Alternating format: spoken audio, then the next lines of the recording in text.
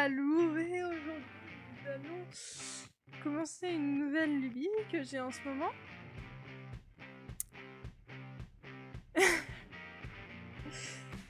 Vous allez peut-être en avoir beaucoup pendant ce confinement. On verra.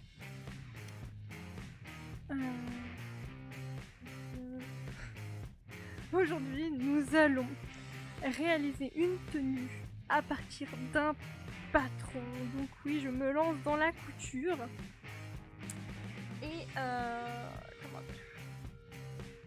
comment dire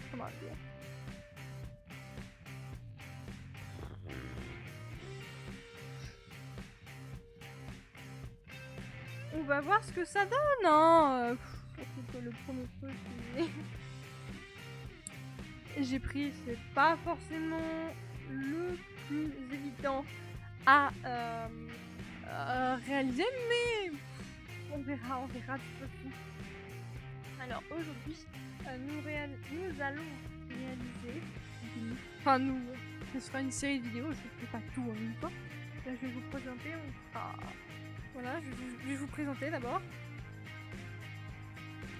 Nous allons réaliser ceci. Alors je vous casse les références. Je vais mettre au milieu. Voilà, mettons au milieu. Donc nous allons réaliser un patron d'une tenue qui est dit costume pour jeune femme steampunk. Donc vous pouvez voir là 2 exemples. Je vous mettrai en qualité un peu mieux, parce que là avec je tourne avec la webcam de stream, donc la qualité n'est pas super géniale. Voilà. Donc j'ai pris en format, vous voyez peut-être par là. C'est compliqué. Aïe, c'était le pied. Là, non, vous voyez pas du tout. Non, c'est pas assez bonne qualité. Donc j'ai pris le format taille HH comme ils l'appellent, de taille américaine 6 à 12. Donc en français c'est de 36 à 40. On verra si j'ai bien pris mes mesures. Donc c'est un patron de la marque Simplicity. Je sais pas si vous voyez là, voilà, juste là. Simplicity. Et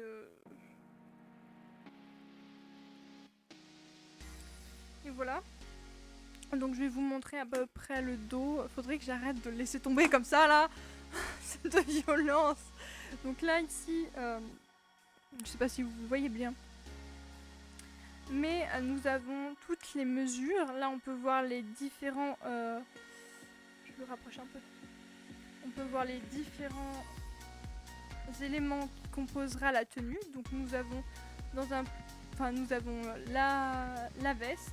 La veste, montre bien s'il te plaît. La veste, donc oui, c'est en tout ça fera 24 pièces. Donc on aura 24 pièces à coudre, si je ne me trompe pas. C'est la référence 1172. Alors elle est plus disponible. Moi je l'ai acheté chez Rascol, mais je crois pas l'avoir vu chez d'autres merceries. Je crois pas l'avoir vu sur Mondial Tissu. Sur Amazon, il y a des trucs, mais ils sont pas forcément en français. J'ai pas l'impression que ce soit en français. C'est que celui-là, il est en français. Là, vous voyez ici. Mets le droit, s'il te plaît. Voilà, merci. Là, vous le voyez peut-être pas. Vous le verrez mieux sur les trucs que j'aurais fait. Mais il y a une partie française intégralement. Là, ici, on n'a pas la partie anglaise. Ah, ici, on a la partie anglaise. Et là, on a la partie française.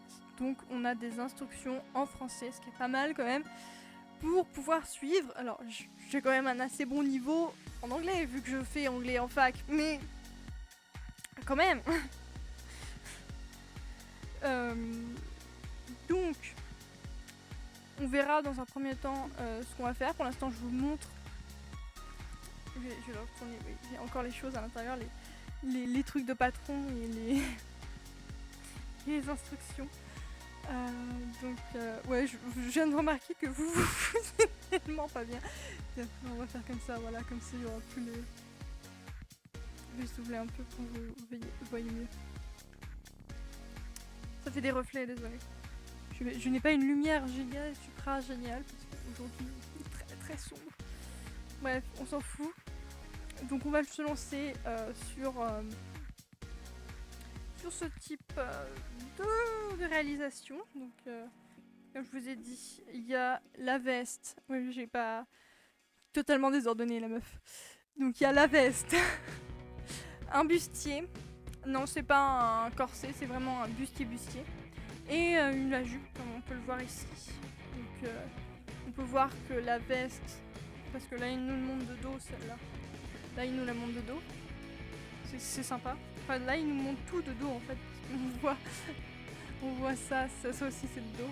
On voit un peu, vous verrez peut-être sur la version meilleure qualité. Mais là moi je vois qu'il y a les zips. Ou les trucs où il y a les zips. Parce que là on le voit de dos. De face, s'il te plaît. Et on peut voir que là il y a le bustier là. Donc là on l'a en deux versions, soit en noir et blanc rayé, soit ici en simple marron ocre, marron clair, ici. Et la veste a un retour sur le devant avec des petits boutons. Et on peut faire tout un truc avec une chaînette, vous verrez. Moi aussi j'ai décidé de mettre la chaînette, donc je le mettrai peut-être pas comme ça, hein. Mais il y aura tout un truc avec une chaînette. Genre on a une montre à gousset. Donc on voit aussi là, il y a un plissé sur la jupe. Et là ici il y a juste un petit fronçage sur le haut de la jupe. Voilà. Et on peut voir aussi qu'il y a des éléments, c'est mieux si je montre la bonne partie, sur la veste, aux manches et au col. On aura des éléments dits contrastants, donc des petits froufrous, des petits volants comme je les appelle. On verra. Donc il y aura pas mal de choses quand même à faire. Et je vais séparer ça quand même par module. Et je vais peut-être séparer aussi... Désolée. Je m'étais mise la jambe en dessous. Moi. Donc, tout d'abord, il faut, quand on s'attaque à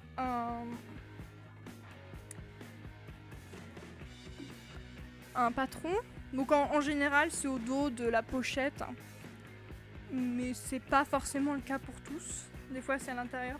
Mais ce qui est bien, c'est que le site où je l'ai acheté, il mettait cette partie-là sur le site, donc on pouvait avoir le métrage de tissu qu'on devait avoir et toute la mercerie qu'on devait acheter en plus. Donc c'était pas mal, comme ça j'ai pu faire mes petites commandes avant. Je vais vous laisser comme ça. Avant de... Mets le droit, s'il te plaît. Mets le droit. Voilà. J'ai pu faire toutes mes commandes de tissu juste avant même de recevoir la pochette. Donc comme ça, c'était... On a pu faire plus vite. Donc vous le verrez sur la version avec meilleure qualité. Mais je vais vous laisser comme ça. Donc, en tissu, pour ce projet, il nous conseille la popeline. Donc c'est quand même un truc assez léger. Le calico, le taffetas, le Vichy. Les volants, il nous précise bien que c'est contrastant. À l'encolure et aux manches du manteau qui doit être en organza, mais vous pouvez aussi choisir un autre tissu si vous voulez le faire plus léger. C'est juste si vous voulez le faire vraiment un manteau bien, mais j'y arrive pas. Voilà, parce que ma caméra, moi je suis là moi. Donc c'est pour ça qu'il y a des petits trucs bizarres. C'est pour ça que vous voyez mon bras passer comme ça. Bref. En mercerie, ils nous disent du fil. Sinon, pour le manteau, il nous faut 4 boutons de 2,2 cm. Ou alors, sur les sites ou dans les magasins, très souvent, on nous compte en millimètres, donc 22 mm. Ainsi que 2 petits mousquetons, une épingle décorative, si vous le voulez. Le bustier, il faut une glissière séparable parce que sinon, oui, c'est pas un corset, c'est vraiment un glissière. Sinon, on n'arriverait pas à l'enfiler. Donc séparable, c'est mieux. On a aussi, donc c'est une glissière séparable de 30 cm. Il nous faut aussi une agrafe. Alors pourquoi une, je sais pas exactement, mais on verra bien. Et 14 boutons de 1 cm, comme on peut le voir là. Il y a des petits boutons là, on voit peut-être mieux. C'est mieux si je montre bien. Et il y a des petits boutons sur le bustier, donc voilà. Donc retournons dans le bon sens, s'il te plaît. Voilà, merci. Sinon, pour la jupe, il nous faut une glissière de 18 cm. Voici non séparable. De toute façon, on s'en fout un peu si elle est on ne prend pas une invisible parce que d'après ce qu'on voit, justement après ils nous disent une agrafe à jupe. Vous n'avez pas une petite agrafe de soutien-gorge, ça va pas marcher. Vraiment une agrafe à jupe, donc quelque chose de plus gros et qui tient quand même.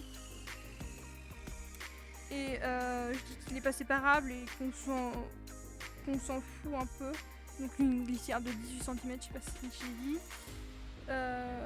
Donc pas séparable et on s'en fout un peu parce que ce sera caché par la jupe. Vous le verrez peut-être pas là, mais sur la version de meilleure qualité, ce sera caché dans un repli de la jupe. Donc c'est pas très grave si elle est pas invisible. Donc ils nous disent après, on s'en fout. Alors, pensez bien à faire toutes vos mesures, donc vous pouvez...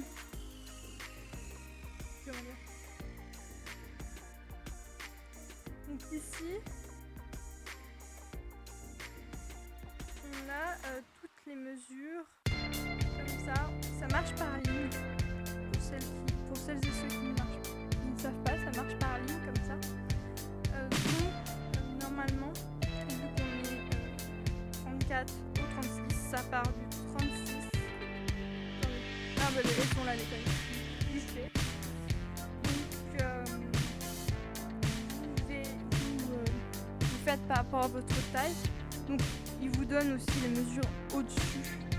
Mais bien entendu, vous pouvez adapter. Par exemple, si vous êtes entre deux tailles, adapter en prenant, par exemple, si vous faites du 38 du haut et du 40 du bas, vous pouvez adapter au niveau. Par exemple, c'est beaucoup plus facile là ici, parce que c'est quand même c'est des mesures séparées pour chaque mesure. Donc la jupe, par exemple, elle est là. Si vous faites par exemple 40 en jupe, vous prenez, vous descendez, vous prenez votre mesure de jupe à la taille que vous faites en bas. Pensez à mesurer parce que des fois on se rend compte que les mesures ne sont peut-être pas forcément les bonnes. Bon, des fois, et aussi sur le patron, pensez à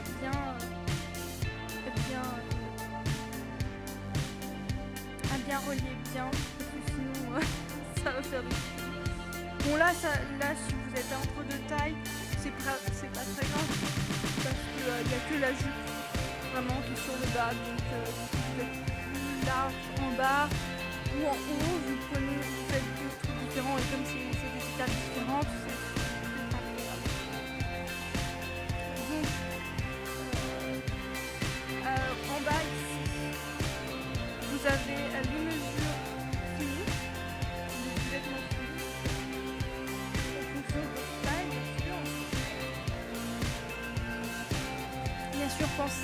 quand vous prenez à bien regarder que c'est 10 mètres, ou normalement c'est pas trop violent. Et ici ils disent garniture de chaînette. Il y a aussi des trucs qui sont, par exemple pour des accessoires, des cas à prendre au mètre.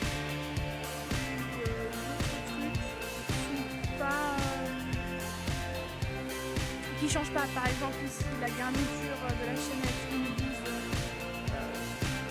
70 cm, 10 mm de l'or, un truc plus grand, je ne connais pas, on ne trouve pas forcément. Par exemple moi je n'ai pas trouvé la même chose. Et par exemple ici pour le thermocollant, pour le manteau, alors le thermocollant ça va vous aider à pouvoir comment dire, faire une partie beaucoup plus forte, beaucoup plus rigide que ne peut l'être votre tissu. Donc par exemple pour le manteau, ici on a d'un thermocollant de largeur 0,30 mètres à... C'est bizarre, oui, qu'ils aient fait ça.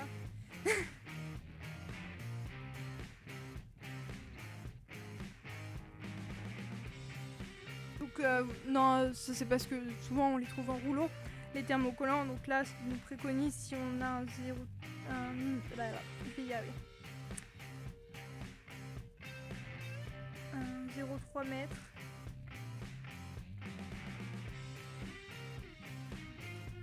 De 51 à 64 cm. Léger le thermocollant cette fois-ci. On verra ça quand on fera les différentes parties. Donc là ils disent que c'est un entoilage, mais très souvent je vous parlais juste de thermocollant. Et des fois il y a un autre mot, je me rappelle plus c'est quoi, c'est la vie quelque chose, qui veut dire thermocollant. Bref, là ici on a juste entoilage qui nous dit thermocollant. Bref, voyons un peu ce qu'il y a quand même à l'intérieur. À l'intérieur, je vous enlève ça parce que ça c'est mes petites nonottes. Donc, à l'intérieur, voilà. À l'intérieur, vous voyez qu'on a tout ça quand même. Et on peut voir déjà qu'il y a deux livrets d'explication. Donc ici c'est celui-ci, celui-ci c'est celui de français, celui-là c'est si vous êtes bonne en anglais ou si vous voulez vous emmerder avec l'anglais, ou bon, ça dépend. Donc celui-là il ne nous intéressera pas parce que moi je travaillerai à partir de ce livret d'explication là. Donc là ce livret d'explication là, c'est pas un vrai livret, c'est des feuilles. Voilà. Donc là on peut voir quelques étapes. Je vais vous... vu que je vais les faire, je vous laisse quand même un peu... comment dire... Vous n'aurez pas à subir ça.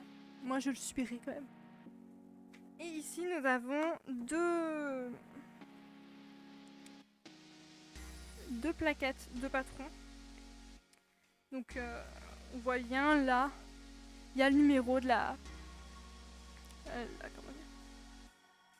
le numéro de la pièce,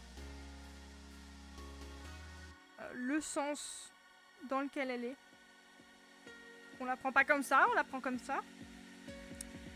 Et les différents...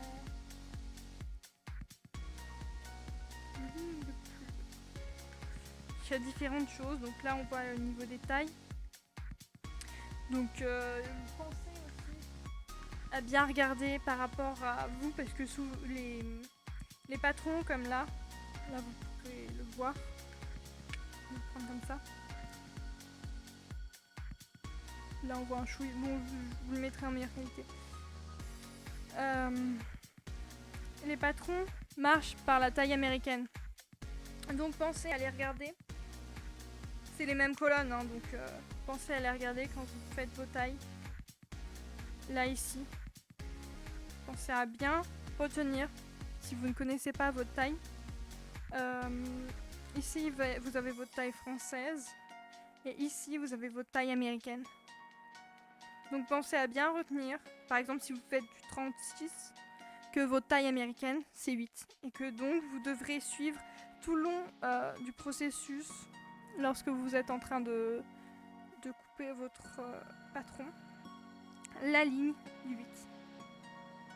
Pensez bien à ça parce que sinon vous allez être perdu. Ça va être perdu. Donc là on peut voir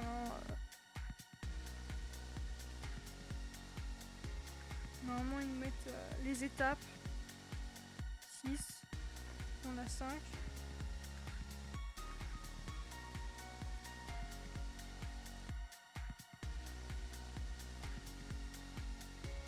Vous pouvez voir aussi qu'il y a des pièces qui sont assez grandes. Bon, je vais pas vous le faire comme ça. On le verra peut-être un peu plus tard. Voilà, on va pas.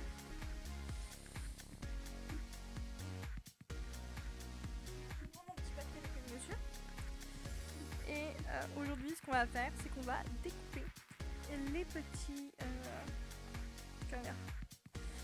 les petits patrons pour avoir nos patrons. Et moi, ce que je vais faire, oui, parce que je suis emmerdante, je veux garder le truc comme ça et pas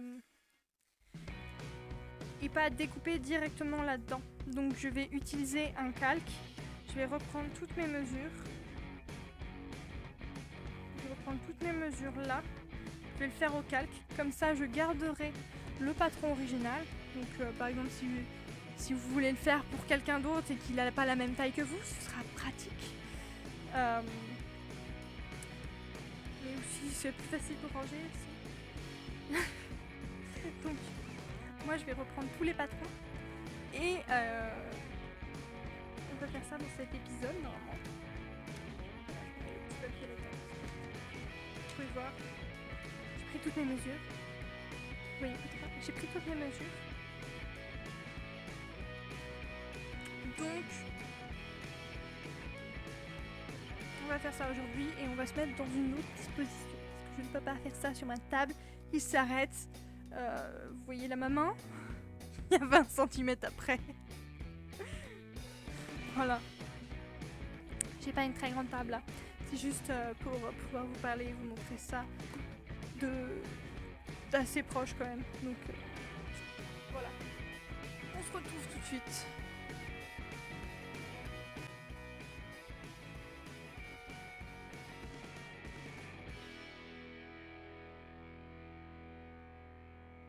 On se retrouve pour cette première étape qui est la réalisation, la reproduction de patron parce que j'ai décidé de garder l'original et là vous pouvez le voir, nous sommes sur des pièces assez grandes, donc c'est les pièces du manteau.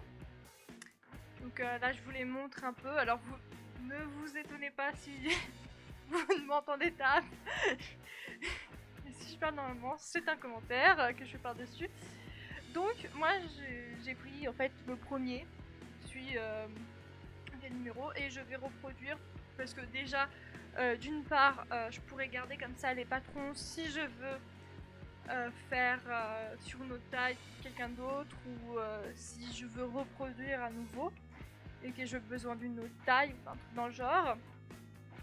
Et que en plus en utilisant du papier calque de couturière, et bien là vous le voyez peut-être pas, mais c'est un papier pour le papier qu'il y a dans le truc du patron. C'est un papier qui est assez fin, très très fin, et comme ça permet aussi d'être plus résistant. Donc là j'ai des petits problèmes avec ma caméra, donc là je vous montre la pièce qu'on va découper en première. Et nous serons sur les liens en fait. Là je vous montre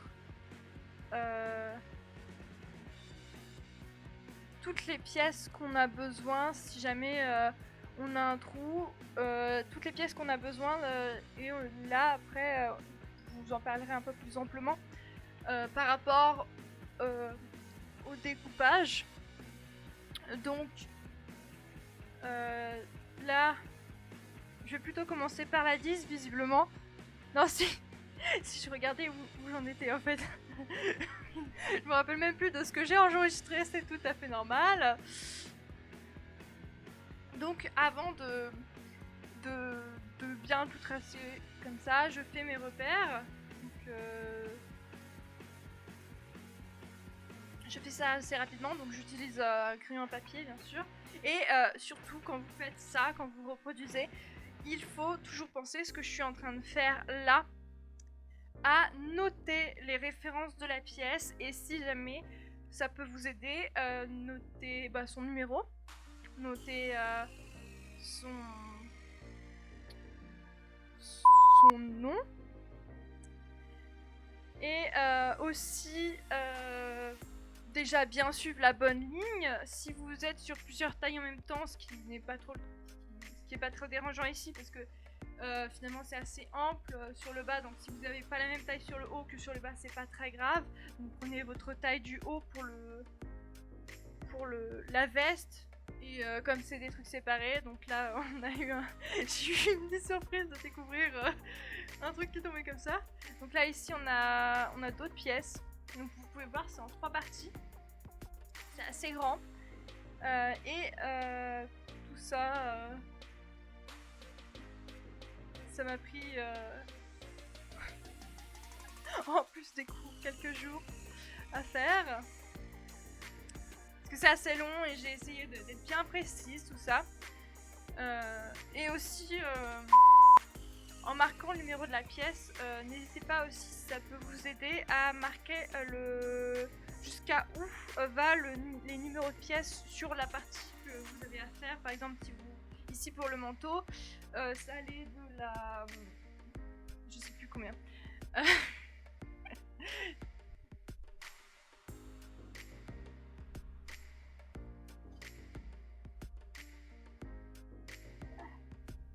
Voilà, le temps que je retrouve le papier. Ça allait de la pièce pour le manteau, de la pièce 1 à 14. Donc n'hésitez pas, si ça peut vous aider, à mettre 1 sur 14 ou 3 sur 14 pour le manteau. Et de bien aussi noter, vous voyez peut-être pas, mais le nombre de fois qu'il faut découper dans le tissu, si on doit découper dans le tissu, si c'est sur la pliure ou pas, le nombre en doublage et le nombre en entoilage si jamais il y a besoin d'entoilage. Donc tout ce qui est marqué en fait sur le patron en lui-même, normalement c'est marqué dessus, donc normalement vous ne devriez pas trop vous y perdre.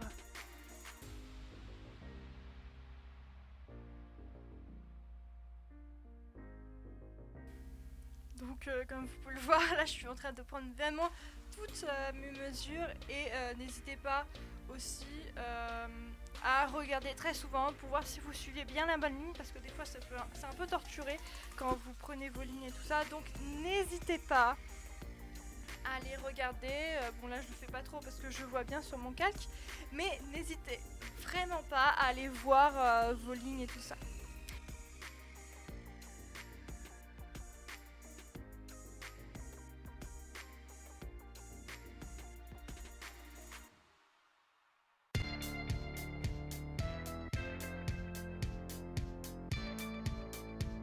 Donc maintenant passons à une deuxième étape, cette fois-ci enfin la découpe des pattes. Et ça aussi c'est très long. Et en fait ce qui a été le plus long, c'est pas les petites pièces et tout ça, ni les grandes pièces, parce que les grandes pièces en fait vous voyez là en fait ce que j'ai fait, c'est que je les ai roulées, d'une part parce que c'était plus facile après pour les stocker en attendant que je découpe les trucs, et ça a évité qu'elles soient pliées aussi parce que je les bien sans mal de pliure,